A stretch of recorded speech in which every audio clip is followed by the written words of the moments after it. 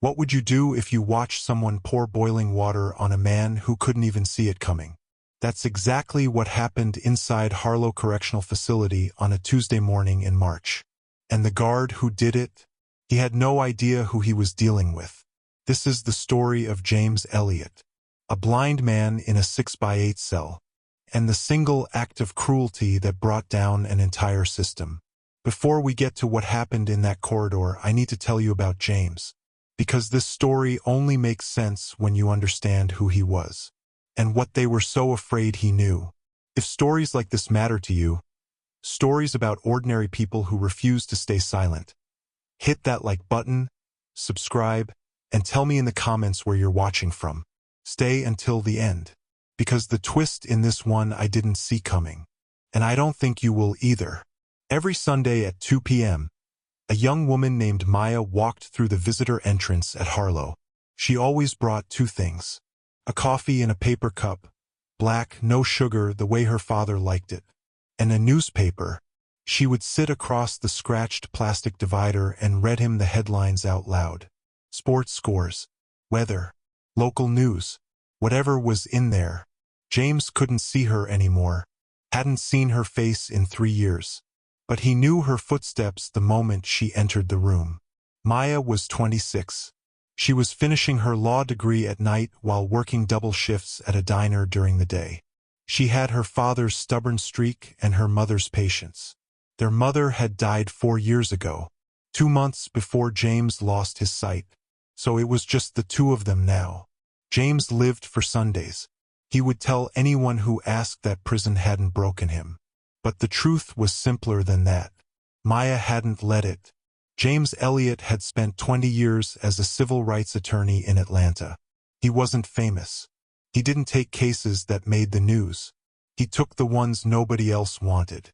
Wrongful terminations, housing discrimination, workers who'd been cheated out of wages by companies that knew a broke person can't afford a lawyer. He won more than he lost. Not because he was the smartest man in the room, but because he was the most prepared. His colleagues had a saying about James: he doesn't just read a case file, he memorizes it. That was literally true. James had a condition called hyperthymesia, a near-perfect autobiographical memory. Dates, conversations, sequences of events.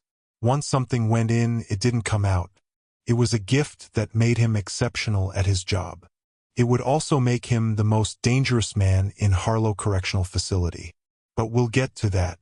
For years before his arrest, James began losing his vision. A degenerative condition, treatable if caught early. His had not been caught early. By the time he was 43, he was legally blind. He adapted. He learned Braille. He memorized his office layout down to the millimeter. He kept working. And then, 18 months before he ended up in Harlow, a case landed on his desk that changed everything. A mid-size pharmaceutical company called Crestfield Pharma had been quietly settling lawsuits for years. Workers at their Atlanta distribution center were getting sick. Respiratory issues, neurological damage. One man had died. James took the case. And the moment he did, things started to go wrong. His office was broken into. Case files went missing. A witness withdrew her testimony 2 days before deposition and moved to another state within a week. Then came the arrest. Embezzlement. 3 counts. The company's own lawyers had quietly fed fabricated financial records to a federal prosecutor they had connections with. James's public defender was fresh out of law school and overwhelmed. The trial lasted 4 days. He was sentenced to 7 years. He arrived at Harlow on a Wednesday in November. Blind. Alone. With 20 years of legal knowledge stored in a mind they had no idea how to silence. What the people who put him there didn't realize was, James remembered everything. Every conversation. Every name. Every number. And in prison, people talk. Marcus Webb had been a corrections officer for 16 years. He was not the worst guard at Harlow. That's important to say. There were guards who hit, guards who stole from inmates, guards who ran contraband through the laundry. Marcus didn't do those things. What Marcus did was simpler. He followed orders. And for the past 8 months, his orders had been specific. Make James Elliott's life as difficult as possible. No physical marks. Nothing that creates paperwork. Just pressure. Cold meals. Random cell searches at 2 a.m. Lost mail. Denied yard time. Marcus didn't ask who gave the order. He didn't ask why.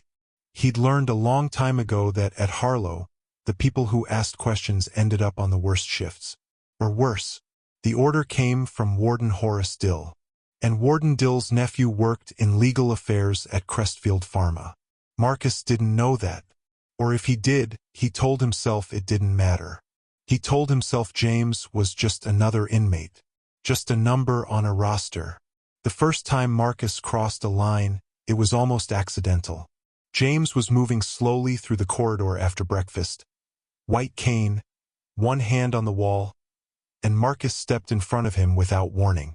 James stopped. He didn't react, didn't raise his voice. He just turned his head slightly, the way blind people do when they're listening. And then he said quietly, "I know you're there, Officer Webb." Marcus felt something cold move through him.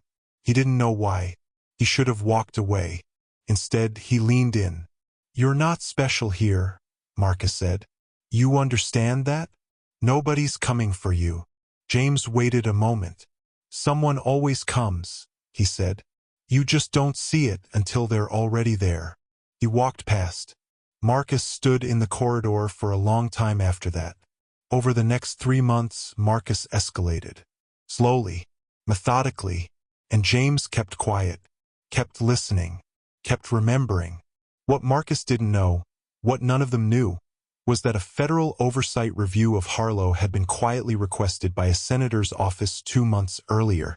An investigator was already scheduled to visit. Not in weeks, in days. It started with a food cart. Tuesday mornings, inmates in Block C got hot breakfast delivered to their cells before yard time. Oatmeal, coffee, sometimes eggs if the kitchen was feeling generous. Marcus was doing the delivery run himself that morning. The regular officer had called in sick. He reached James's cell last. James was sitting on the edge of his bunk. Hands folded, not doing anything, just sitting, waiting. Marcus slid the tray under the door. James didn't move toward it. "You going to eat?" Marcus said. "In a minute," James said. Something about the calmness of it irritated Marcus.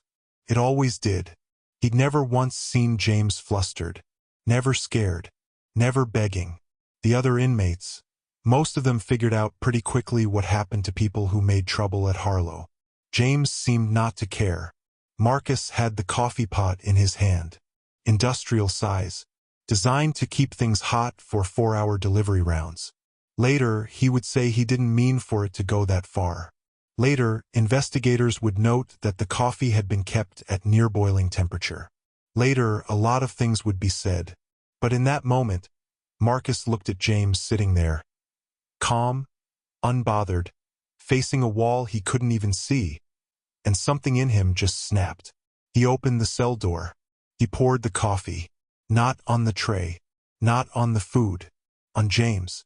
The burn covered his left forearm and part of his neck. 2nd degree. The medical report would confirm it later. James made a sound. One sound. Short and sharp. Not a scream, something worse than a scream. He pressed against the wall, arm pulled to his chest. And then he went silent. Marcus stood in the doorway. His hands were shaking. The corridor was very quiet. And then, from 2 cells down, a voice. "You're done, Webb." Marcus turned. Inmate Ray Delgado was standing at his cell bars. Phone in hand. Screen still lit. He'd been filming the whole thing. Marcus stared at the phone. Ray stared back. And somewhere in the facility, a door was opening. One Marcus had no idea was about to change everything. If this story is making you angry, it should. Hit that like button so more people hear about what happened at Harlow. And keep watching. Because what came next is where this story really starts. Ray Delgado had been at Harlow for 4 years. He wasn't a model prisoner. He wasn't trying to be, but he had a code. Simple, old-fashioned. You don't do that to a blind man. The phone was contraband. Most Block C inmates had one, if you knew who to ask and what to trade. Ray had been saving it for something important. He sent the video to 3 people. His cousin in Atlanta, a journalist whose card he'd kept from a prison visit 2 years ago, and a number he'd had for 6 months. A number James had quietly given him one afternoon in the yard. Maya. She saw the video at 7:14 a.m. She was still in her work uniform, just back from a night shift. She watched it 3 times. Then she called the journalist. His name was Daniel Osei. He'd been investigating Harlow for 8 months. Not for the abuse, he hadn't known about that yet. For a financial story, contracts, vendor relationships, money flowing between the prison system and a list of private companies that included, buried on page 14 of a public procurement document, Crestfield Pharma. When Maya called, he'd already seen the video. "I've been waiting for a way in," he told her. "I think this might be it." Back at Harlow, Marcus was in the warden's office. Dill had the door closed, blinds down. His face was the color of old concrete. "How many people saw it?" he said. "I don't know," Marcus said. "Ray had a phone." "I know Ray had a phone." Dill stood up, started pacing. "Do you understand what you've done?" He wasn't. "Stop talking." Dill picked up his own phone, made a call. 2 words. "We have a problem." He didn't say who he called, but Marcus recognized the tone. It was the same tone he used when he was talking to someone who could make things disappear. The question was whether a video that was already moving through the internet could be made to disappear. The answer, as of 9 a.m. that Tuesday morning, was no. By noon, the video had 40,000 views. By evening, a senator's office had issued a statement. And somewhere in a federal building in Atlanta, a woman was pulling a file she'd had opened for 3 months, waiting for exactly this moment. The federal investigator assigned to the Harlow Review was named Agent Carla Reyes. She had been building a case against Warden Dill for 6 months. Not for the abuse, she hadn't had evidence of that yet. For something bigger. The video of James Elliott didn't just give her a human face for the story. It gave her grounds for an immediate emergency inspection, which she filed at 2:17 p.m. that same day. Maya was the first person they let in to see him. She sat next to his bed in the medical unit. His arm was wrapped. He was on painkillers that made his voice slower than usual. He reached for her hand before she could say anything. "I'm okay," he said. "You're not okay, Dad. I've been worse." She looked at the bandages. She didn't believe him. "I got your video," she said. James nodded slowly. "Ray came through," he said. "Daniel Osei called me," Maya said. "The journalist. He says he's been investigating Harlow for months. He wants to interview you." A long pause. "Tell him I'll talk," James said. "But not about the burn." Maya frowned. "Then what?" James turned his head toward her. Even after 3 years, she still sometimes forgot he couldn't see her. "Maya," he said, "I need you to listen carefully. How much time do we have before someone comes in?" She checked the door. "Maybe 10 minutes. That's enough." He shifted slightly on the bed. "In this facility, guards talk. They assume nobody listens. They especially assume the blind man in cell 14 isn't listening." He paused. "I've been here 22 months. I've heard things. Contract conversations. Names. Numbers. Dates of wire transfers between this facility and Crestfield Pharma. I've heard Dill on the phone, which vendor to use, which inspections to fail, which reports to bury." Maya had stopped breathing. "Dad, I remember all of it. Every word. Verbatim." She stared at him. 22 months, he said quietly. "I've been building a case inside my own head. I just needed a way to get it out." His hand tightened around hers. "I think Marcus Webb just gave it to me." 3 hours later, Agent Reyes walked into Harlow Correctional Facility with a federal warrant. and the first name on her list of people to interview was James Elliott. What Reyes found when she sat down with James wasn't a traumatized victim with a burn on his arm. It was something she'd never encountered before in 15 years of federal investigations. A man who had memorized, word for word, 22 months of corruption, and could recite it back with dates, times, and the names of every person involved. Started with Dill. He was placed on administrative leave 48 hours after Agent Reyes's inspection. The official reason was pending review of facility management practices. The real reason was that James had given Reyes 12 specific instances of documented financial misconduct, dates, dollar amounts, and the names of the Crestfield executives on the other end of those calls. Marcus Webb was suspended the same day. He hired a lawyer, made some calls, tried to frame the incident as an accident, a spill, an unfortunate misunderstanding with a difficult inmate. The video made that argument difficult. 40,000 views had become 4 million by Thursday. News crews were parked outside Harlow. A congressional representative was calling for a full investigation. 3 other inmates in Block C had come forward with their own accounts of abuse. But the bigger story, the story Daniel Osei was writing, was still building. Osei had spent the previous 2 weeks working 18-hour days, cross-referencing the information from James against public records, court documents, and financial filings. What he found was methodical and damning. Crestfield Pharma had been funneling money into private prison contracts across 3 states. In exchange, wardens flagged and harassed inmates who had been involved in lawsuits against the company, made their lives difficult, pushed them toward plea deals or silence. James was not the only one. He was just the one they'd been most afraid of. Because James remembered everything. Osei published the story on a Sunday morning. By Monday afternoon, federal prosecutors in Atlanta had opened a formal investigation into Crestfield Pharma.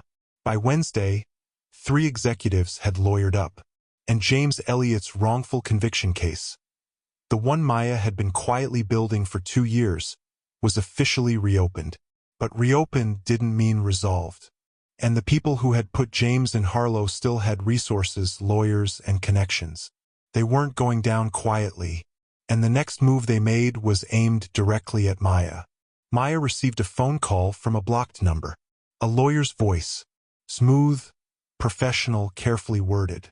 He told her that pursuing her father's appeal was a mistake, that certain information about her own student loan applications might come to light, that sometimes the wisest thing a person can do is let sleeping cases lie. Maya recorded the entire call and sent it directly to Agent Reyes. James Elliott testified for 4 hours. He stood at the witness stand with his white cane resting against the railing. He did not use notes. He didn't need them. For 4 hours, in a voice that never wavered, he recited dates, times, names, and verbatim conversation fragments from 22 months of imprisonment. The defense tried to break him 3 times. They challenged his memory. He recited the first 3 paragraphs of the cross-examination, word for word, back to the attorney. From memory, within seconds of it being spoken. They challenged his credibility. His conviction was already under formal review. Judge Alicia Monroe had issued a preliminary finding of substantial evidence of prosecutorial misconduct 2 weeks earlier. They tried to paint him as a man with a vendetta. James looked in the direction of the jury, even though he couldn't see them. "I don't have a vendetta," he said. "I have a memory, and I have a daughter who spent 3 years working double shifts so she could afford law school to help me. The least I can do is tell the truth accurately." The courtroom was silent for a moment. Then someone in the gallery started clapping. The judge called for order, but she was almost smiling. The verdict came in 11 weeks later. Warden Horace Dill, guilty on 7 counts of federal corruption and abuse of authority. 3 Crestfield Pharma executives, guilty on conspiracy, fraud, and witness intimidation charges. Marcus Webb, guilty of assault under color of authority, sentenced to 18 months in a facility much like the one he had worked in. James Elliott's conviction was formally vacated on a Thursday morning. Maya was standing beside him when the judge read the order. He squeezed her hand. She squeezed back. He didn't say anything. He didn't need to. He knew exactly what her face looked like from the sound of her breathing. 3 months after his release, James was sitting in Maya's apartment. She'd made coffee black, no sugar. She read him the newspaper, not because it was a Sunday, just because she could. On page 7 there was a short article, 15 sentences. A class action lawsuit had been filed against Crestfield Pharma by 41 former workers at the Atlanta Distribution Center. The workers who'd been getting sick. The case James had originally taken 4 years ago, the one that had made him a target. The lead attorney on the case was Maya Elliott. She didn't read that part out loud. She didn't need to. James had already memorized the whole paper the moment she started talking.